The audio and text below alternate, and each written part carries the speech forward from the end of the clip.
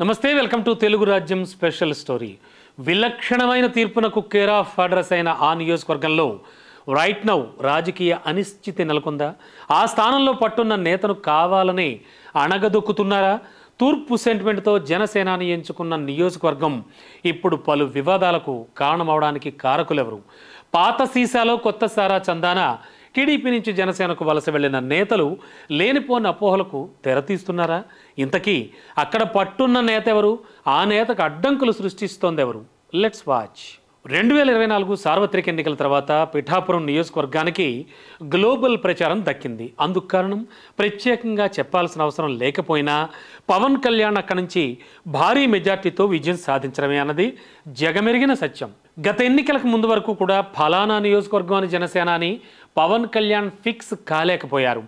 కాపు ఓటర్లు గెలుపోటములను శాసించే భీమవరం, గాజువాక, తిరుపతి, విజయవాడ తూర్పు నియోజకవర్గాల నుంచి పవన్ పోటీ చేస్తారంటూ కూడా చాలా విస్తృతంగా ప్రచారం జరిగింది. అయితే చివరికి పవన్ కళ్యాణ్ పిఠాపురం నియోజకవర్గం నుంచి పోటీ చేసి భారీ మెజార్టీతో విజయం సాధించారు.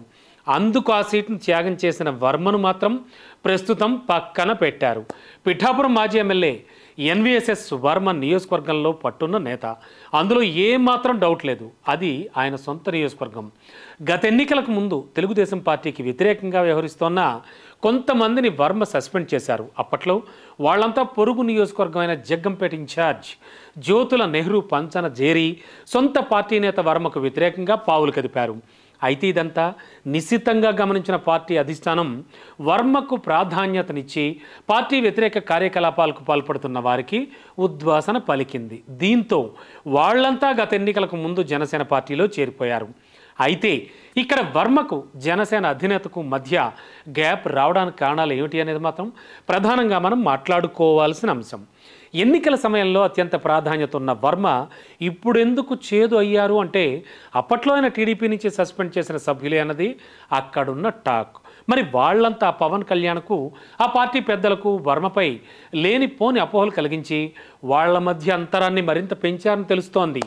అందుకే గత కొన్నాళ్లుగా పవన్ కళ్యాణ్ వర్మను పెద్దగా పట్టించుకోవడం లేదంటూ అంటున్నారు.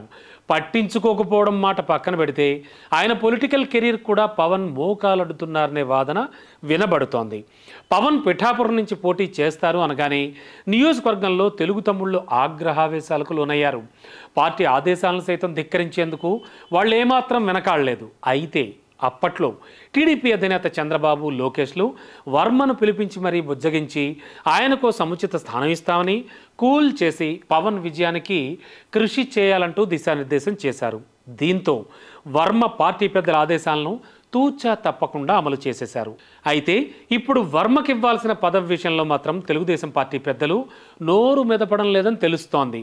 2014 ఎన్నికల్లో తెలుగుదేశం పార్టీ టికెట్ ఇవ్వకపోవడంతో అప్పట్లో వర్మ ఇండిపెండెంట్గా బరిలోకి దిగి తెలుగుదేశం, వైసీపీ అభ్యర్థుల్ని ఓడించారు. దాదాపు 50,000 పైచిలుకు మెజార్టీతో ఆయన విజయం కూడా సాధించారు. అయితే ఆ తర్వాత తిరిగి సొంత పార్టీలోనే చేరిపోయారు ఆయన. ఇక 2024 ఎన్నికల్లో కూడా అదే తరహాలో జరుగుతుందని వర్మ క్యాడర్ భావించిన పవన్ కళ్యాణ్పై వర్మకున్న అభిమానం, చంద్రబాబు, లోకేష్ల మాటకు విలువనిచ్చి వర్మ పోటీకి దూరంగా ఉండి పవన్ విజయంలో భాగస్వామయ్యారు. అయితే ఎవరైతే పార్టీ వ్యతిరేక కార్యకలాపాలకు పాల్పడి పార్టీ నుంచి బహిష్కృతం అయ్యారు, సదరు నాయకులు ప్రస్తుతం జనసేనలో చేరి వర్మకు వ్యతిరేకంగా చేస్తున్న ప్రచారంలో జనసేనానికి చిక్కుకుపోయారనే టాక్ వినబడుతోంది.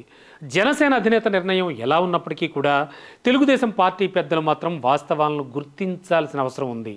లేదంటే పిఠాపురం నియోజకవర్గంలో తెలుగుదేశం పార్టీ ఉనికి ప్రశ్నార్థకంగా మారుతుంది అనడంలో ఎలాంటి సందేహం లేదు.